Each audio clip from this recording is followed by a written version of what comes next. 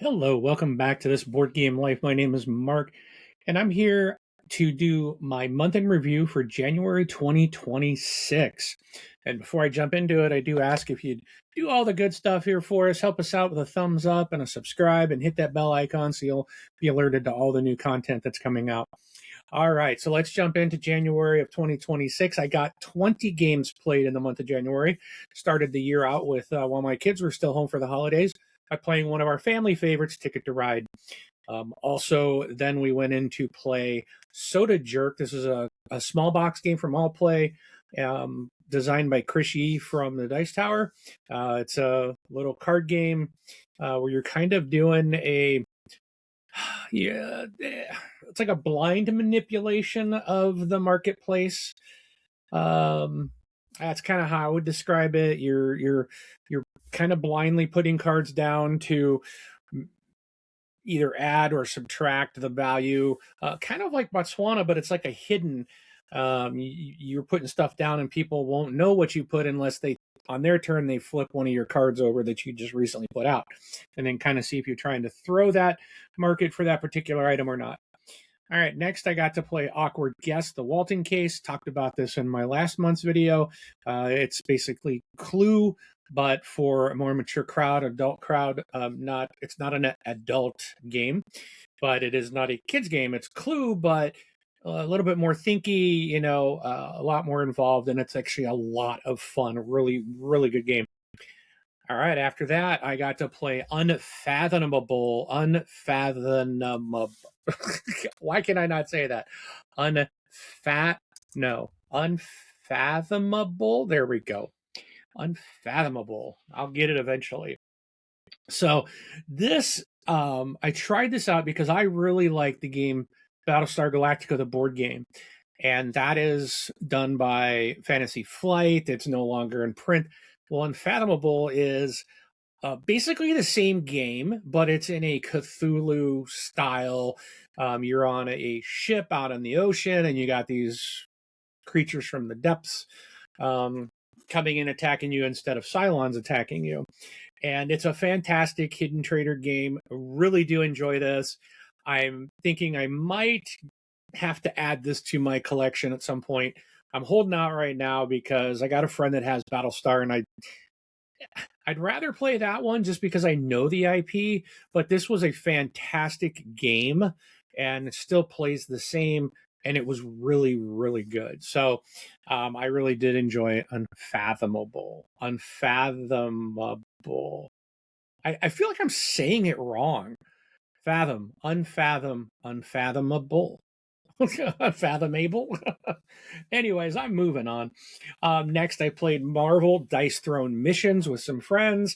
It's a great way to play Dice Throne cooperatively, and you can play with any characters. We did use Marvel characters when we went through, but it's a lot of fun, and I enjoy that co-op gameplay.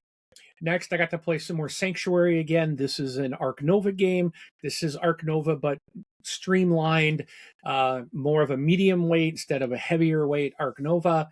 It still has that same feel and has a kind of same design, but they kind of stripped out some things. It's not I say simplified, but it's not a simple game. It is still a medium weight game, but it's pretty easy to learn compared to an Arc Nova. And I think it's a great, if you got someone that just doesn't want to play Arc Nova because it's too heavy, have them play this. This will be a great entrance and allow them to learn kind of some concepts of Arc Nova and then move up. And, once you get Sanctuary down, you can easily move up and tackle Arc Nova. So Sanctuary is a really good game.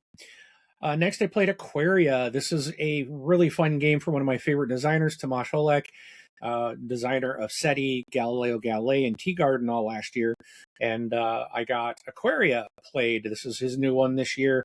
And basically, you are trying to build up an aquarium with fish and plants and different things. And there's ways to score, and you're moving these little dials, and you've got filters to get bonuses, filters like in an aquarium. You're moving these different microflora dials and different things, and you're doing an action selection game on what you want to do. There's all kinds of ways to score points in the game, and it's a really tight game, no matter what people are doing. It always seems like everyone is very tight and close together, which I really love games like that.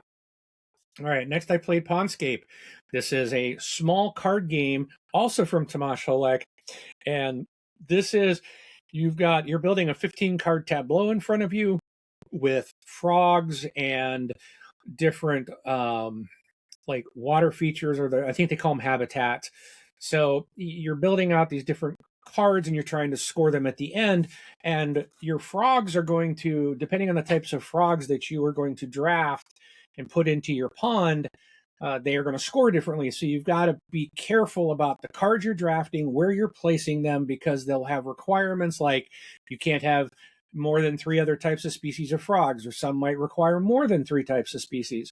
So obviously you don't want both of those frogs in your pond. You want one or the other. You might have some frogs that are going to say you need to have a habitat and on one side, a different species of frog on another, and something else on the top, surrounding it. So there's these different placement things. So you got to make sure you're paying attention to all that, so that it hopefully will all come together in the end, and you will have a full pond filled and scoring all your cards. All right, next was Dead of Winter, a Crossroads game. This is a really good zombie cooperative game that to me, I've kind of said, I feel like it's Zombicide, but kind of to the next, like if you added a story into Zombicide. Now, I know Zombicide has a campaign and there's like a very light story, like the one mission we played the other day was in Zombicide, where you're like, go grab this case and get these food cards, like, and then get out. That's it. But with Dead of Winter, a Crossroads game, you're going to go do things and you're going to look for equipment and items and stuff.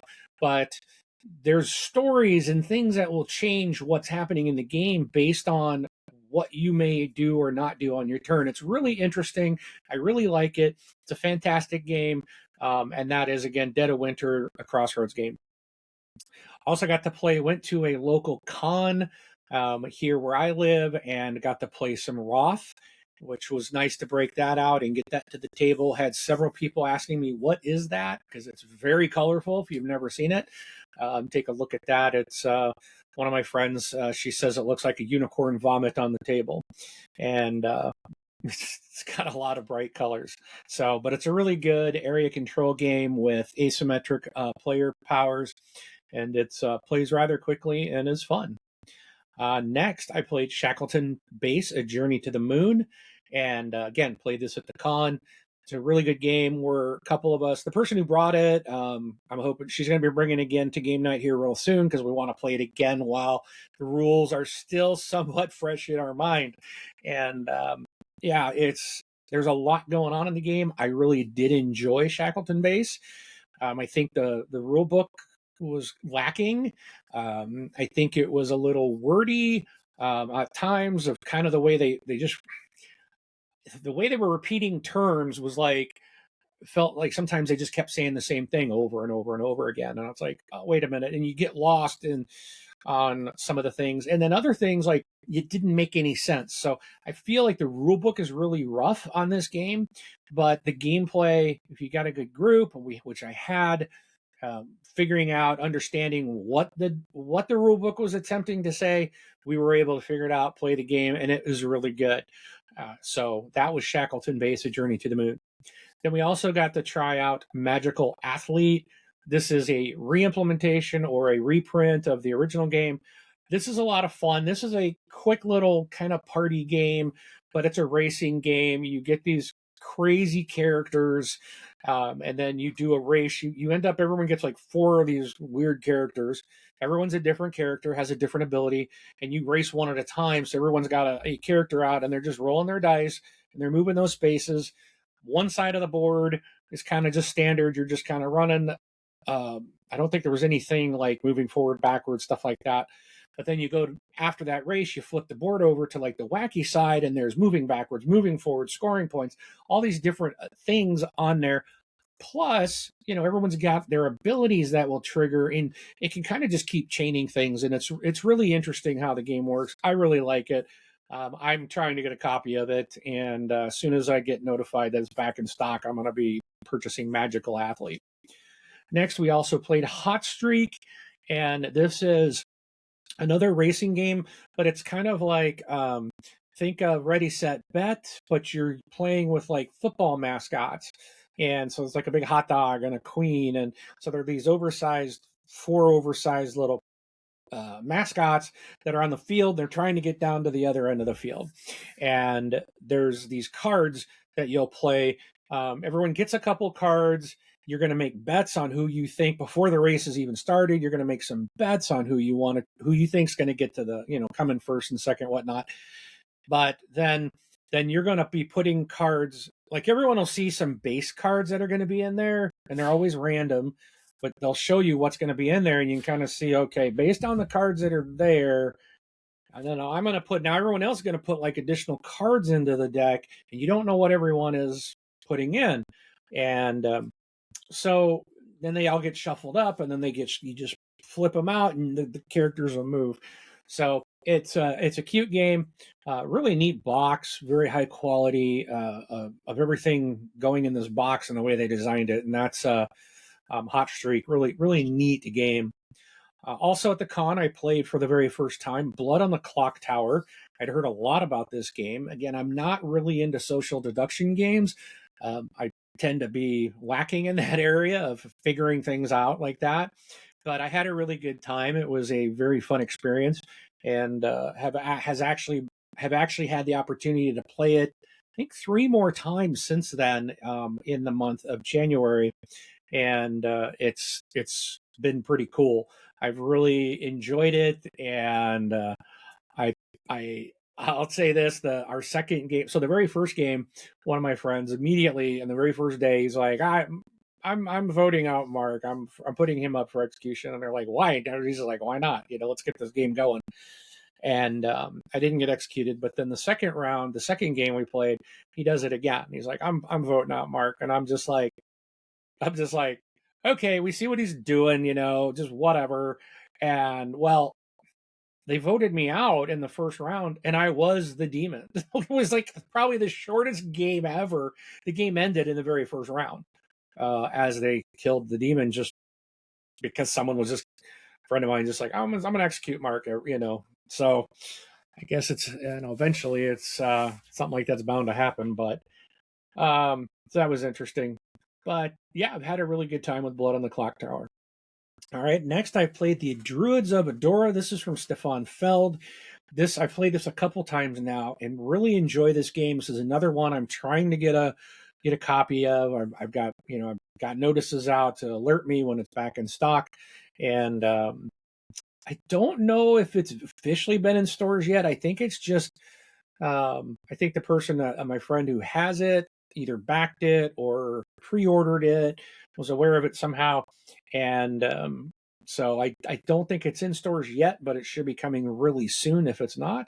And the Druids of Adora just gives you, there's a ton of ways to score points in this. It's Stefan Feld, and he does like point salady games, and I enjoy point salady style games where there's just a lot of different ways to score. It's one of my favorite things about Castles of Burgundy.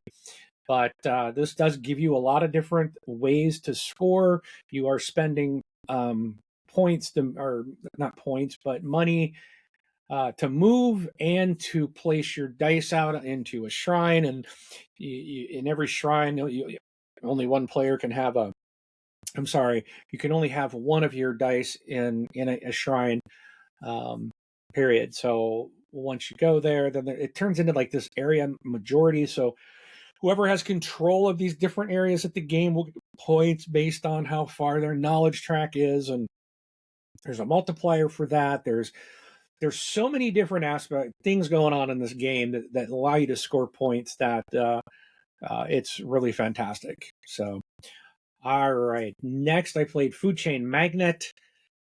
I liked the idea of like drafting your players or your people, like the forming of the card portion of it. But when it came to putting stuff on the board, I really got lost in it. I kind of did not enjoy this game.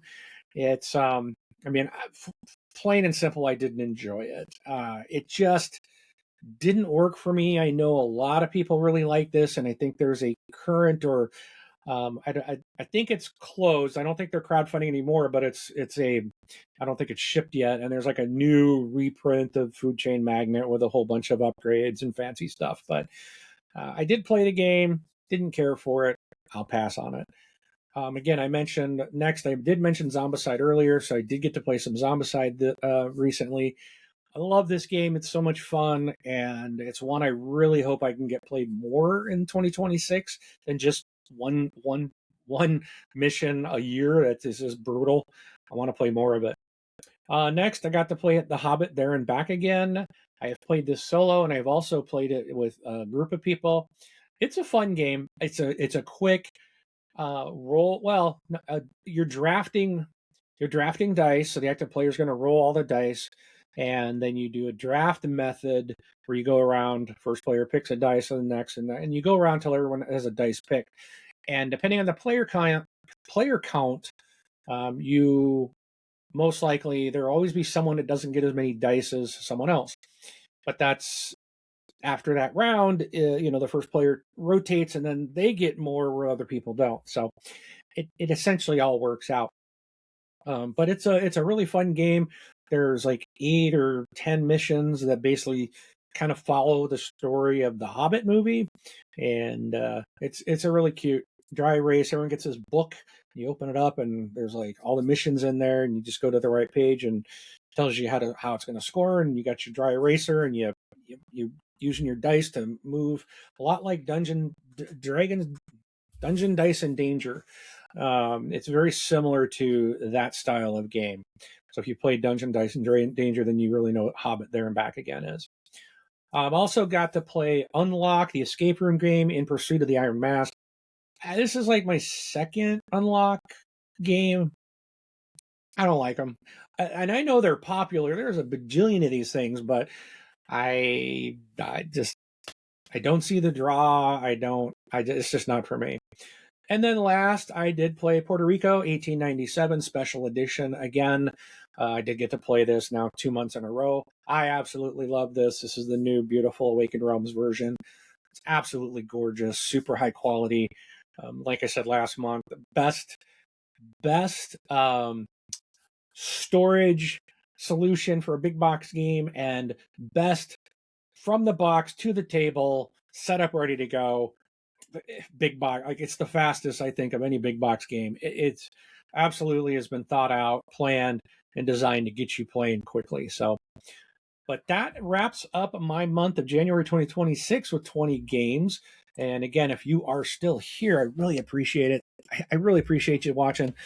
If you do so kind, hit that like button, hit that subscribe button, and don't forget to hit that bell icon so you'll never miss out on new content. Again, thank you so much. Please feel free to comment below. I do read and answer all the comments, and we will see you at the table.